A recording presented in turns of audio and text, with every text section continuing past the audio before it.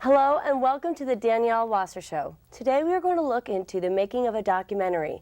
We have with us KLAUDIA KOVÁCS and George Adams, who together are a dynamic duo producing the story of the 1956 Hungarian Revolution that in 2006 will be celebrating its 50th anniversary. Thank you so much for being here with me today. Thank you for having us. The story of the Hungarian Revolution, to me, is completely something I knew nothing about, and I know it's something that our viewers will find fascinating. I think it's wonderful that together you guys are producing this documentary. So before we talk about what you guys are actually doing today, I want to start from your past, which has brought you here to the United States. So, KLAUDIA, you're actually from Hungary. Right. And what experiences did you have living there? As a child. Right, that has, I mean, I couldn't even imagine that has allowed you to pursue your entertainment arts career out here in the States. Well, it was wonderful growing up there. I mean, as a child, you really don't understand what sort of problems your country is going through. Mm-hmm. So you're protected by your family and your friends. Only later do you realize what's going on, and that inspires you to tell the story.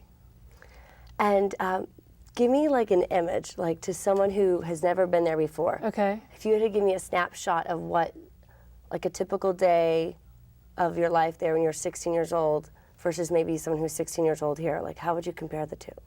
Well, I think in Hungary, history is so much more present just because it's an older country. Mm-hmm. Excuse me.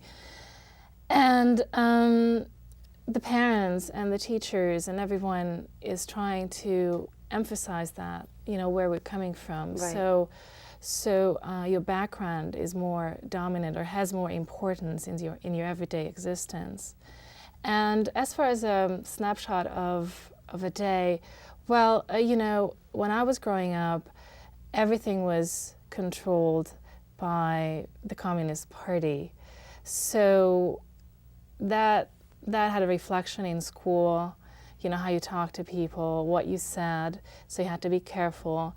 And you realized this slowly as you were growing up. It wasn't evident as a small child. Right. And when did you move to the United States? About 10 years ago. And what was that like? What was your first, I mean, what was that like to you? Well, I had really high expectations, to say the truth. It really, Jack Kerouac's book, On the Road, inspired me to come. I read that book when I was 16, and it reflected such freedom in this country, you know. And when I graduated high school, I was still looking for my own freedom, and I was looking for outlets for my creativity. Right. So a friend of a friend of a friend offered me a possibility of house sitting here in Venice, California, which I took, and so I was able to stay for half a year and get a you know, an impression about the country. Wow. And that's how I stayed, or that's why I came. Wonderful. And George, what about you? Because I know you have done some wonderful work directing in your past. Thank you. Where are you actually from?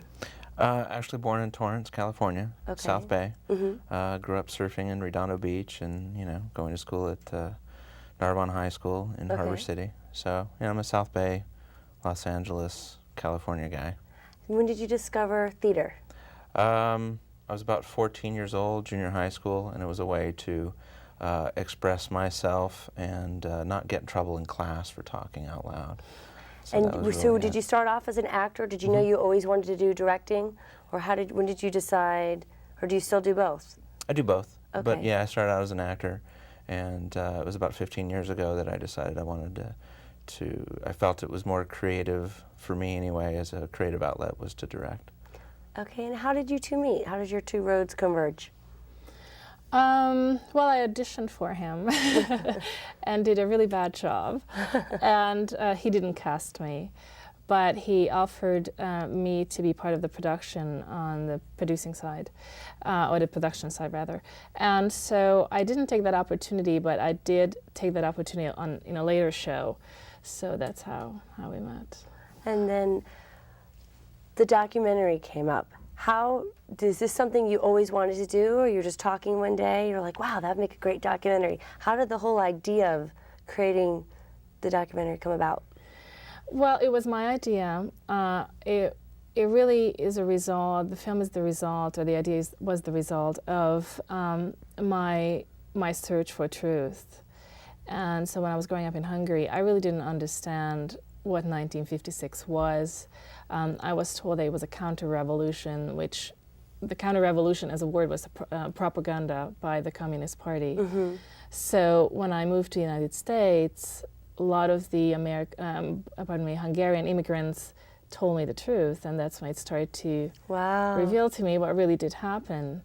And so now that the 50th anniversary is coming up, I thought that would be a wonderful, journey to take on. It's amazing. Now the name, Torn from the Flag, what does that mean? Okay. Explain it to our viewers. I know what it means now. Okay. Because I've been doing my homework, but it's a wonderful title. So what exactly does that mean? Thank you. The hammer and sickle was printed in the middle of the Hungarian flag, which was a round image. And so during the revolution, the revolutionaries tore out that image representing freedom and leaving a large hole in the flag. Okay. So that's what we meant by torn from the flag. If I may, basically what it suggested was that the Hungarian people didn't want to have any reminder of an oppressive government that wasn't their own. And the hammer and sickle of Moscow was that representation of a different government. And do you remember seeing that? I mean, when you grew up, was that the image, you mean? Yeah, or was it? Yeah, I've never encountered it. It was sealed pretty good. Oh, okay. So no, it wasn't like you had no clue that was even once no longer there. Exactly. Wow, interesting. Very interesting. So,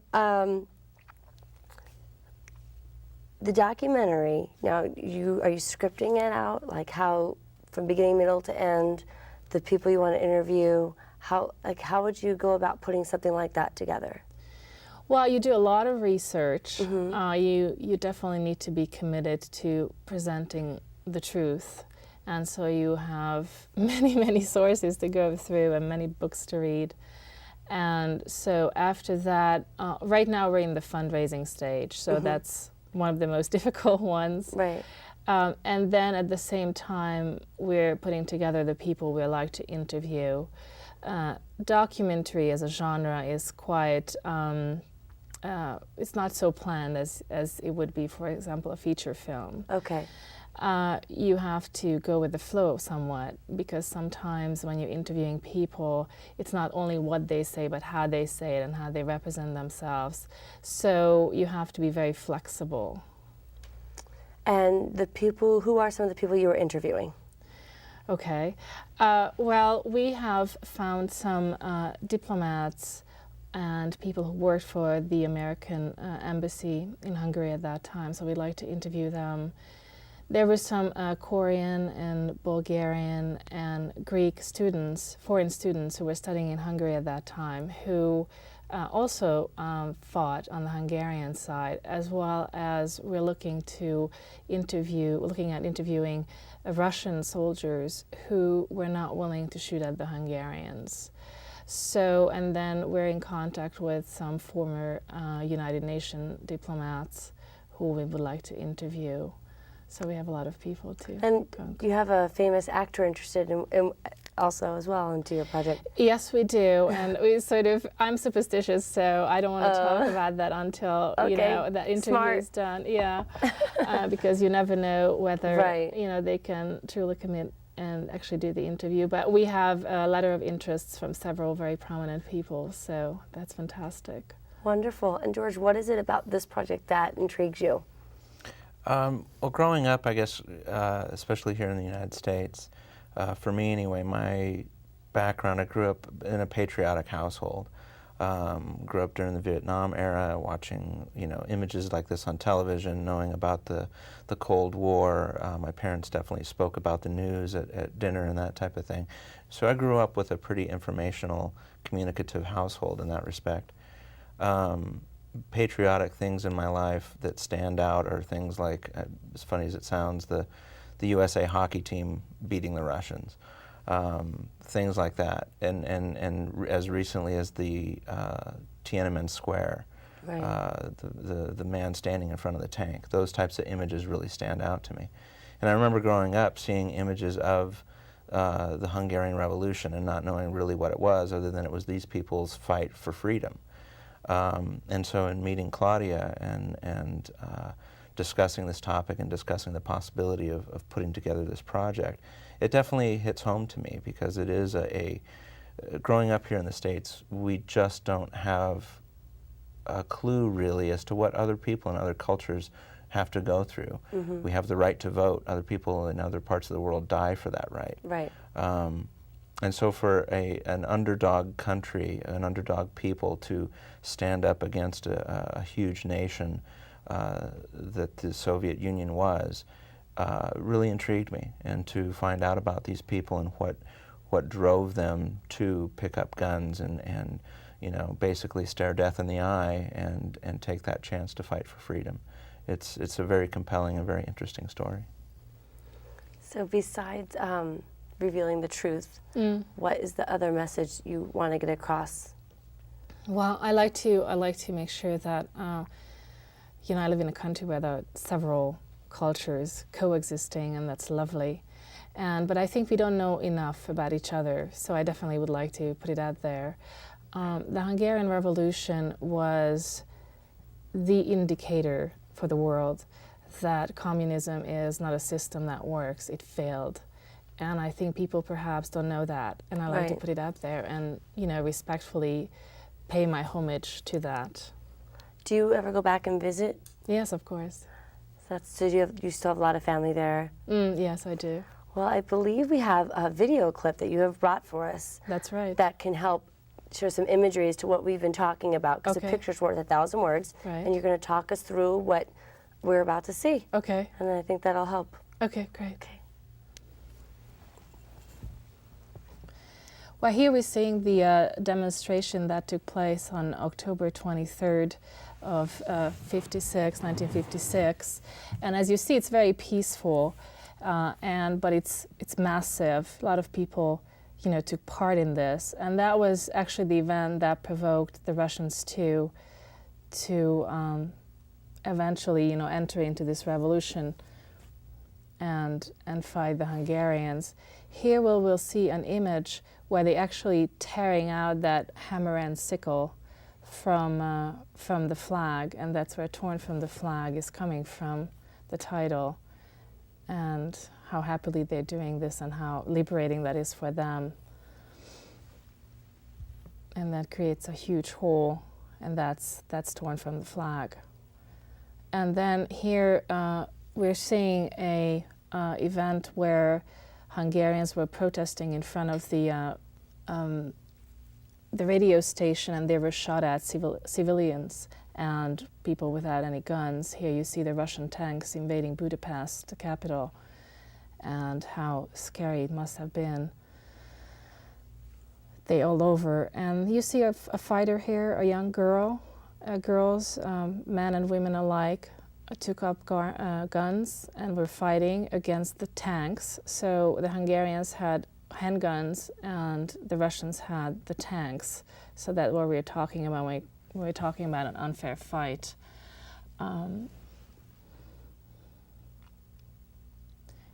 You see here how damaged buildings got. And then even though the Hungarians were fighting only with guns, they were able to stop many of the tanks. And here you see a red star falling from one of the buildings, and how destroyed the city got after the fight. It was terrible and devastating. A lot of homes were completely destroyed. People lost everything they had. For example, here you'll see an aftermath of the fight here, a house. And then in this image is the Stalin image that they're trying to dismantle, which they actually managed to.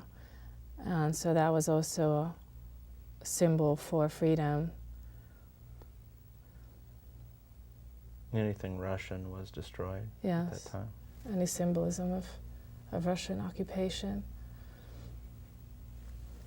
And then you see the flag, the Hungarian flag, which is red, white, and green from top to bottom.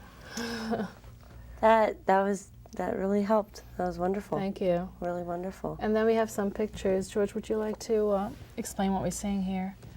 Yeah, what would be the best camera to look at these? Basically, these were still shots that were taken from some of the footage.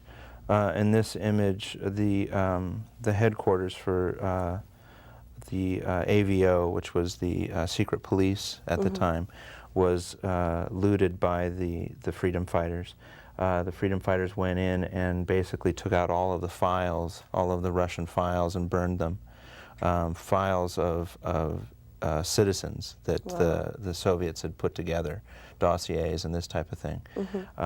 So all of the files were ultimately destroyed and burned. And then this one is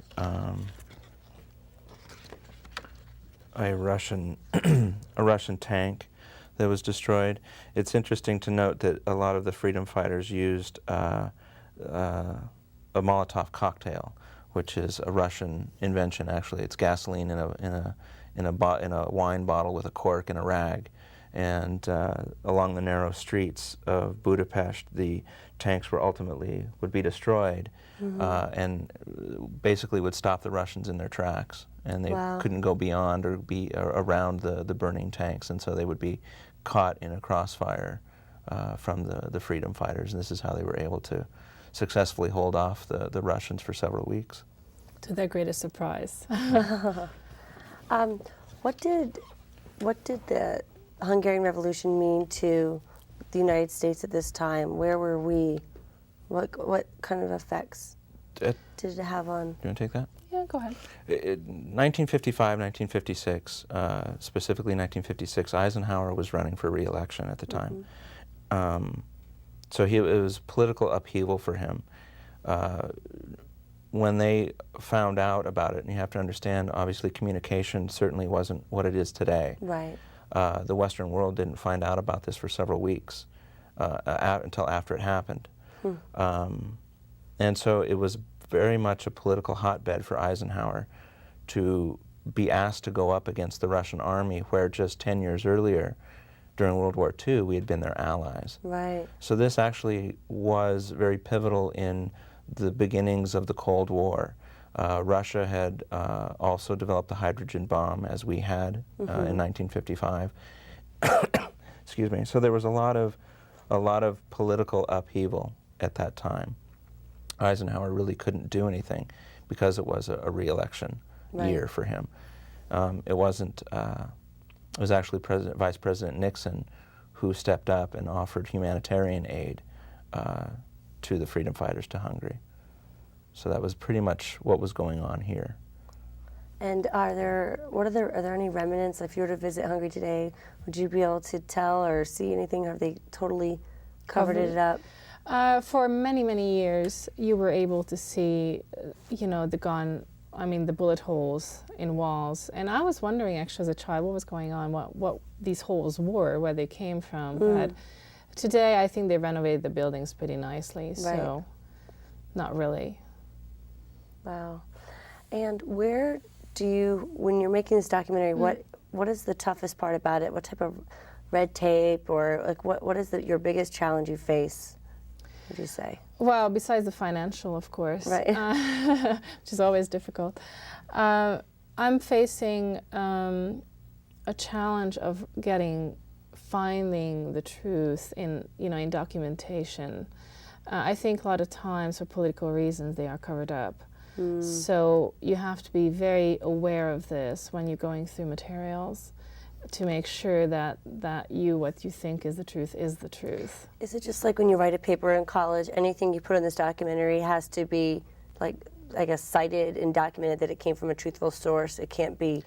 You want it to be that way. I mean, if you're going to honor something, you have to be absolutely honorable about that, and present it as it is, and not, the film is such a powerful medium, you don't want to present something that wasn't there or didn't exist the way you're presenting it. That really puts your credibility as a filmmaker in jeopardy. exactly. And you're making this documentary at such a wonderful time because documentaries themselves have totally made a comeback, Right. I guess you would call it. And so not only are you paying homage, and it's the 50th anniversary, it also stands to get a lot of, hopefully, recognition and accolades because people are starting to pay attention to documentaries because you're watching something that's true, and we're actually learning as viewers. I think I know me, there's only so many Hollywood fiction movies you can take. So how do you feel about that? Like, where do you plan on having it being shown? What would the steps be? You want to talk about that? Well, certainly films like Bowling for Columbine.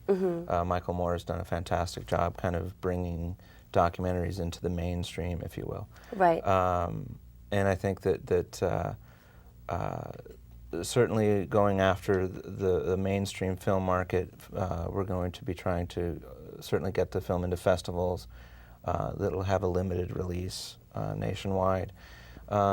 Theatrical release. We're planning on also going globally, though.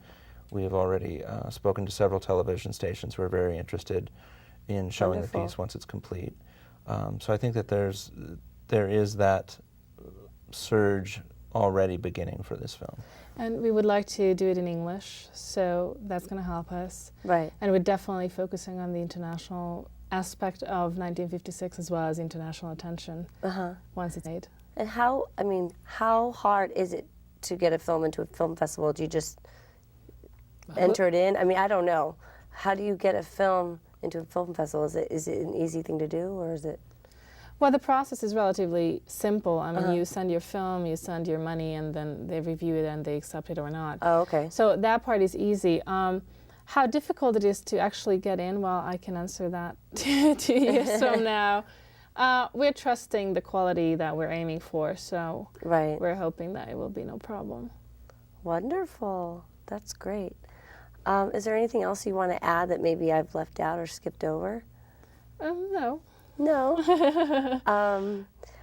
The people that you're confronting that you want to interview, are people very forthcoming about being able to tell their side, or a lot of people not wanting to speak?